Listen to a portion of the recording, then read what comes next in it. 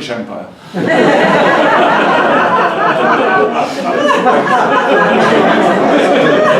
So go figure. Then we have Matt Bonds. Matt Bonds is assistant professor. Okay. Assistant professor of global health and social medicine. No, you weren't here when I had it's fine. Yeah. He's at social medicine at Harvard Medical School. His research focuses on ecology of poverty and economic development and the science of implementing global health delivery systems. He combines mathematical and statistical models of ecological systems of the poor with field-based data collection to understand the dynamics of poverty and disease. And he was a co-founder of an organization called Pivot, which he directs and which has worked alongside the Ministry of Health to create scalable, evidence-based model in a health district in Madagascar. And then we have Jamie Charles, and we have seen Jamie in multiple presentations today. Jamie was here at the CDC as chief of the viral and rickettsial zoonosis branch, and that was really the time that I don't know if that was the time. I know that at some point you met, but I guess it was at that time. Jamie is now an epidemiologist at the Yale Institute for Global Health, and he studies ecological dynamics, transmission of zoonotic pathogens from animals to humans, including a lot of different things, including leptospirus, Bartonella, Ebola virus, rabies virus, as we have heard today, and really including both directly transmitted and vector-borne zoonotic pathogens. And so with that in mind, let's start with Matt and then work our way down the table. I was hoping you'd start with Bryan, but I'll take it anyways. If you, no. That's okay. That's in your power. No. I'm glad that you didn't actually take that bio directly from my website, because on the cover of my website it says that we combine science and social justice. And that's the one thing that makes Les really upset. You don't even remember. Every time I mention social justice, Les says, take that off the website. It's a lot of words, no one knows what it means. It's a recipe for junk science. And yeah, and actually, you know, and I don't know, it's almost like it sounds like you're forgetting that, but that's been like one of my, even though he's mentioning Zen masters, and I've learned from Les that that Zen Buddhists, you know, believe in compassion, or Tibetan Buddhists believe in selflessness. I mean, mindfulness versus selflessness. Les has been really scared of how much compassion can corrode the quality of our ecological science. Alright, let's throw that out there. Sorry. So I'm creating. I thought I'd start with a strong man, and so I come from. Okay, so I thought I would just start with this. I should have started it right. Yeah. So you know where I come from. I work in Madagascar. We do healthcare delivery, and we deal with measles patients. For example, we're in the middle of a big measles epidemic, as many people know. So 80,000 kids with measles right this past year. In Madagascar, about 1,000 have died. It's that's a small fraction of the number of children who die from the normal chronic diseases like malaria, diarrhea, respiratory infections, etc. And the way we work is I work with healthcare providers, but we also work with lots of preventive activities, including vaccine distribution and bed nets and other kinds of things. And I'm for the last 15 years, I keep on scratching my head, kind of waiting for the moment that ecologists are going to help me solve this problem, you know, and it's starting to happen. In fact, ecologists are absolutely starting to help, but it's not because we're using disease ecology theory in a direct way. It's the principles of understanding that an illness in a particular person, in a patient, are the consequence of the things around that patient, right? They're getting infected from some source, from another person, and those things change over space and time. And when we start asking those really basic questions, like who's ill in the district where we work, and how does that change over space and time? And we collect an enormous amount of data on that across the region where we work. So we work in a district about the area of the size of Delaware.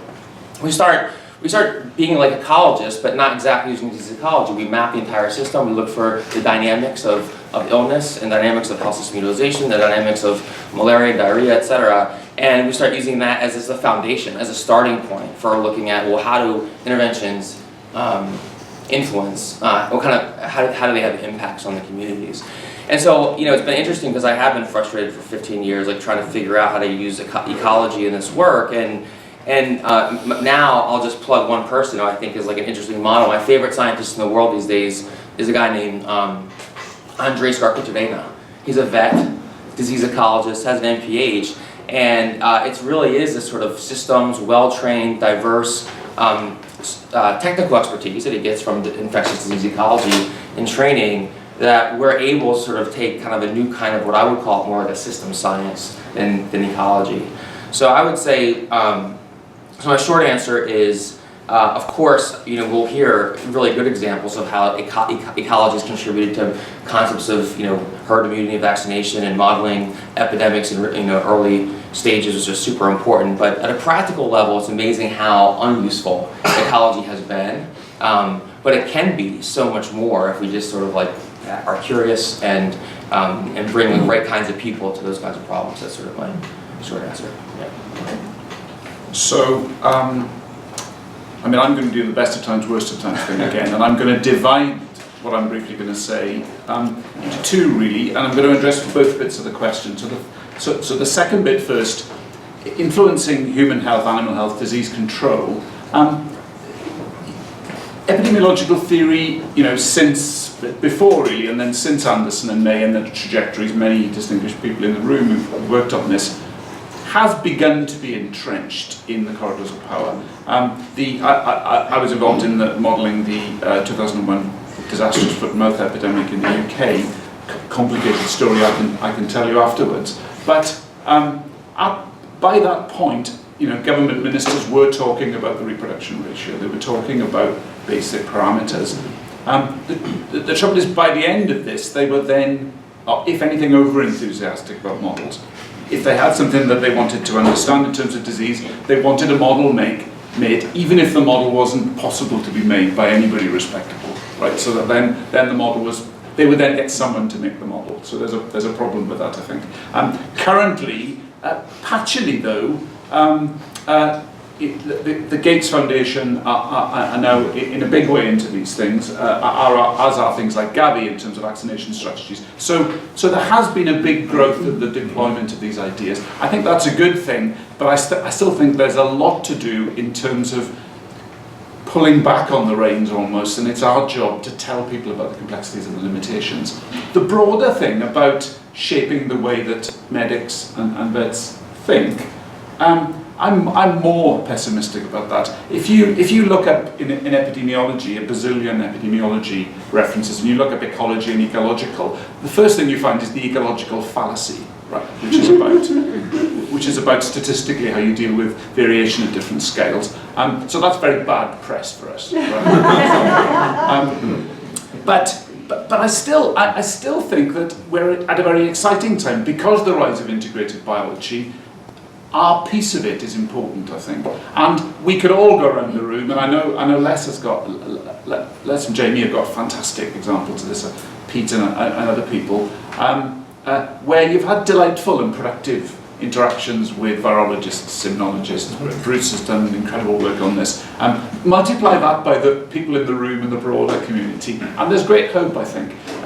Finish on, but we still need to keep doing more of this. So one example was I'm interested in some simple modelling to think about, something that a lot of people are very interested in now, which would be a universal flu vaccine, which would protect against seasonal flu and pandemics. And could one do it? And if the market dynamics permitted, which is again another problem, if we could do it, then it would be a huge buy for global health and for the world in all kinds of ways, not least antibiotic use actually. But it would be a huge buy for the world. And if you go to, you know, the virological meetings there, and the flu virology community they're great, but they're a hard-bitten lot actually. And they talk about the reproduction ratio, but the really sweet thing is that what they're all talking about now is a beautiful paper by Katie Gostich, Jamie Lloyd-Smith and colleagues, bringing out the idea of an original antigenic sin and antigenic imprinting, which turns out to be crucial for understanding how you might formulate a lot of these vaccines. So you get these very senior, hard-bitten folks muttering in old tones about the imprinting paper, which came out in Science a couple of years ago. So, that's an example of a very optimistic cast, but, there is no cause for us to relax. The more communication you do with the great mass of biomedicine and the veterinary field, and the veterinary field is often slightly advanced, I think, at the very top end, then the better we can do, I think. When I look around the room, I realize that I'm one of the most senior people. I prefer to think about it as experience, but and I just want to relate a brief history of my experiences and perceptions on disease ecology. I actually got my doctorate from Johns Hopkins. I was there at a very interesting time. Did most of my work in a department called pathobiology. And very eclectic place. In the basement, we had a colony of seals. And a few floors up, we had people working on basic virology and molecules. But in between, we had a large cadre of students who were really doing disease ecology.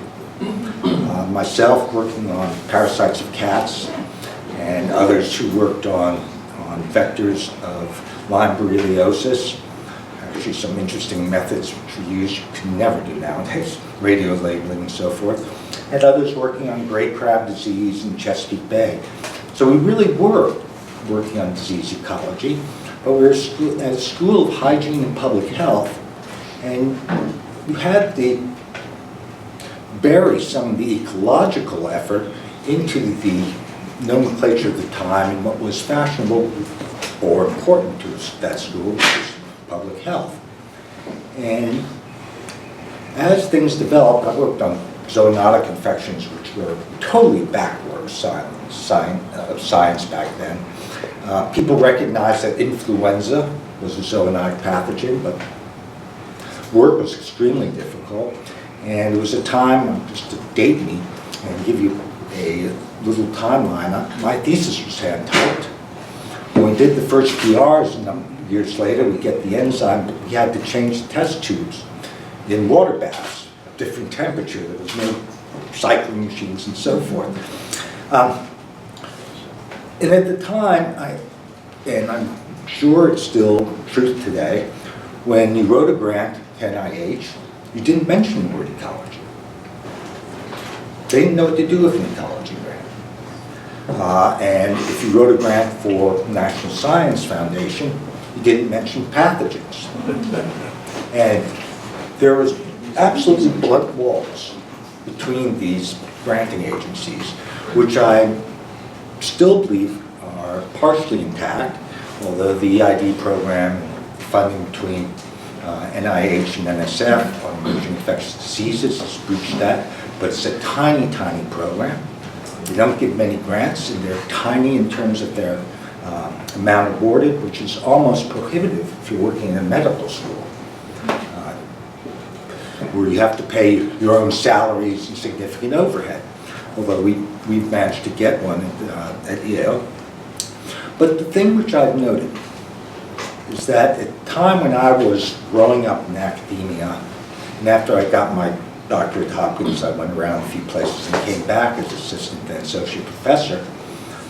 We were doing disease ecology, but we weren't in the Department of Epidemiology. We were buried in a microbiology and immunology department. There were no disease ecologists or theoretical modelers in epidemiology. They were cohorted out in terms of ecology and evolutionary biology programs or in other compartments which were not directly related to epidemiology, and that has changed greatly. The experience at Yale now, I'm in the Department of Epidemiology of Microbial Diseases, and I've done a lot of lab work. I don't come from a modeling background, although I've dabbled in it and followed lessons examples. But right now, in the Department of Microbiology, Epidemiology, we have 4 modelers. And they're integrated into a field which is studying not only vaccinology, but phylogeography and phylodynamics of viral infections, detailed sequencing data which can lead back to contacts which are generating change the transmission, somewhat independently, working on Ebola virus. Individuals who are working on cost-benefit analyses when it comes to vaccines and other interventions, including things such as praziquantel for schistosomiasis and periodic distribution of anti-helminths in Africa.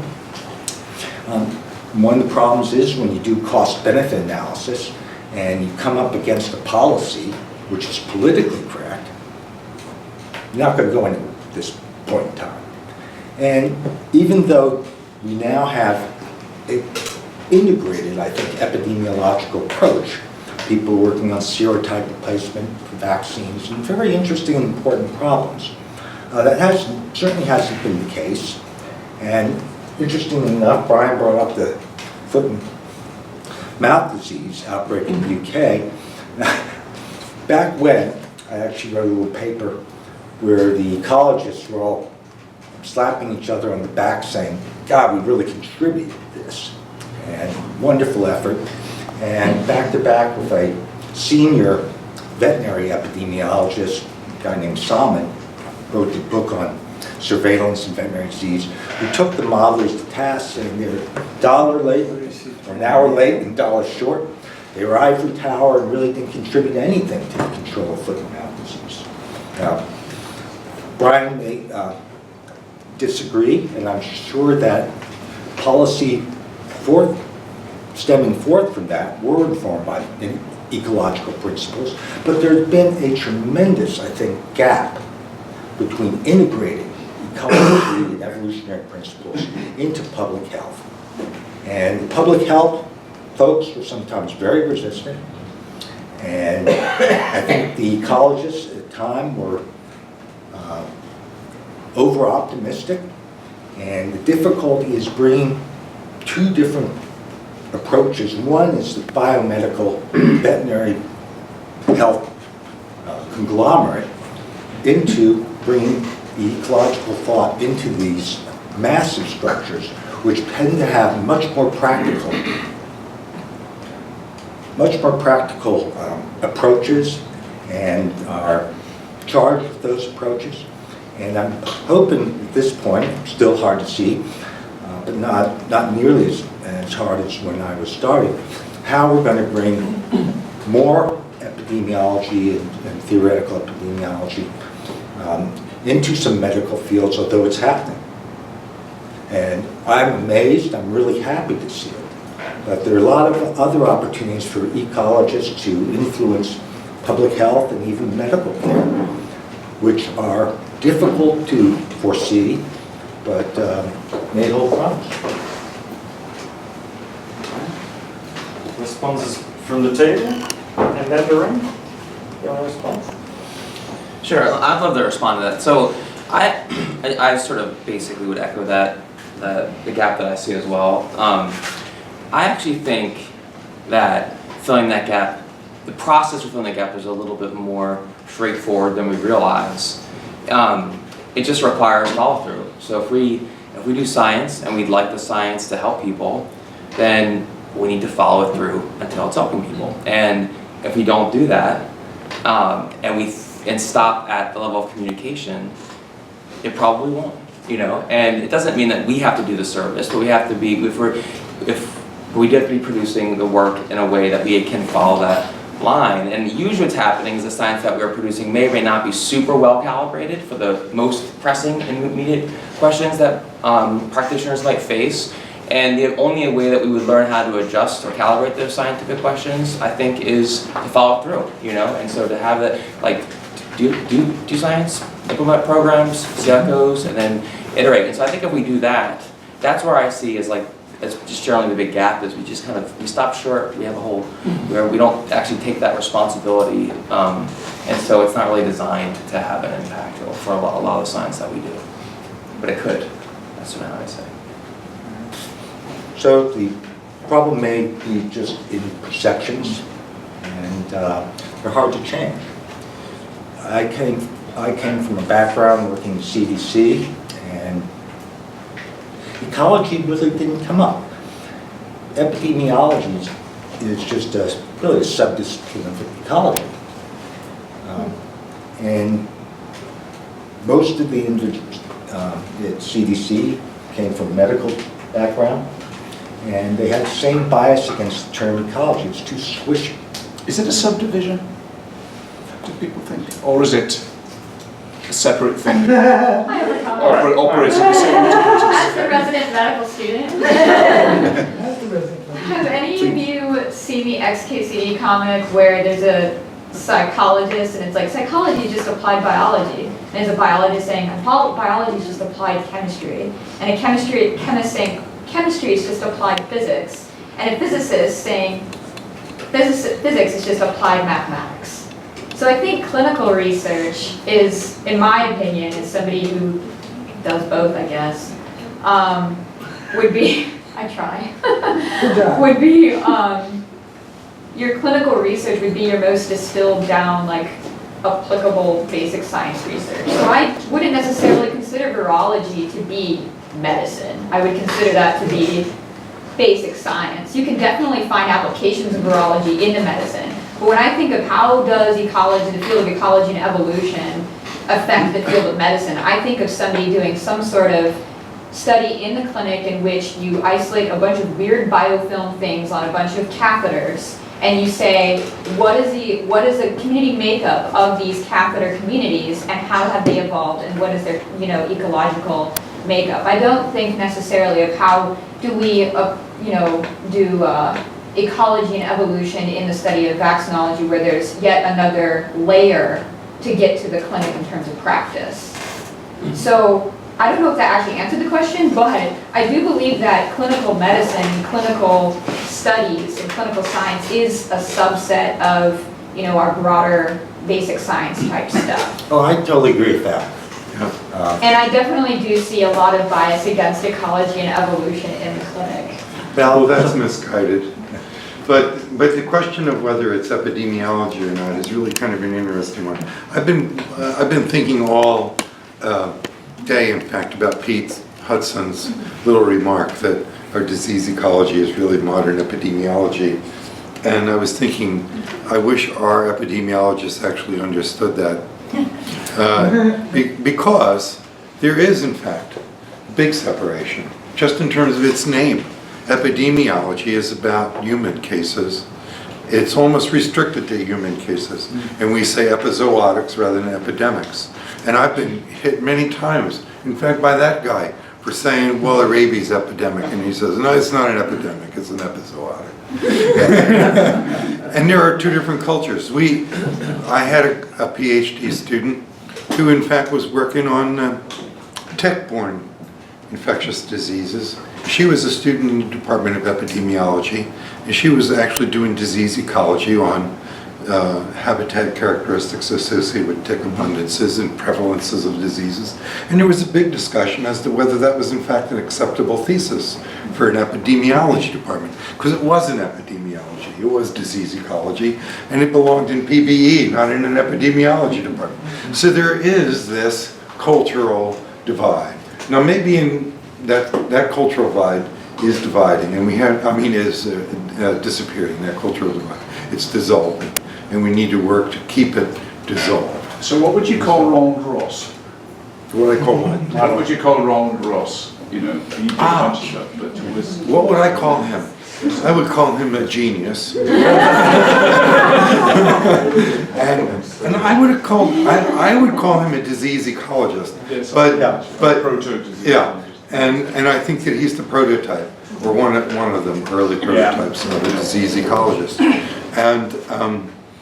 And it would be interesting to press the people on it, but in our epidemiology department, for instance, and it may be breaking down that dichotomy. But historically, there has been this big. I wouldn't call disease ecology a sub-branch of epidemiology, or the reverse, because they have such different cultural histories, and hopefully they'll come together with mutual benefit. And we're trying to do that with flu and avian influenza, for instance, recognizing that it's both ecological and epidemiological. And remember, the Ross McDonald models had as their output human cases. Human cases. And they had many different variables about density of vectors, probability of survivorship, which are very relevant. And but they're trying to link the understanding of vector populations and their biting behavior, especially with that A-squared term, into an understanding of how human infections occur. So the outcome is epidemiological. Yeah. So the contribution, and I don't know, I mean, I'd like to hear from more people like Lance. We have you know. Lance. We have Lance Lance who's here. Yeah. And he's our representative from the School of Public Health. But No, he's going to talk. But Les is still talking. No, Bobby, cut him off. So just a little preface to this, because I want to connect several dots in this conversation now. So my own training, my first epidemiology class was in a veterinary school. And I've come to realize I had a very different experience than some of my colleagues who take epidemiology and traditional human epidemiology. So they called it epidemiology, they probably should have called it epizoology. I was learning about anthrax and plague and blue tongue, and they were talking about heart disease. But something Matt said about taking the research full cycle. The question I often give to students, so I'm a statistician, so I work with a lot of people in a lot of different fields. And I was telling them, one of the keys to interdisciplinary research is who are you trying to impress with your work? So I do in a space-time analysis of rabies. If I'm writing it for a statistics journal, I'm trying to impress other statisticians, and modelers may never see it. People working on plague may never see it. At this point in my career, I don't want that to happen. I'm not that interested in impressing people who are like me. I want to see if I can learn enough to impress somebody else who works in this.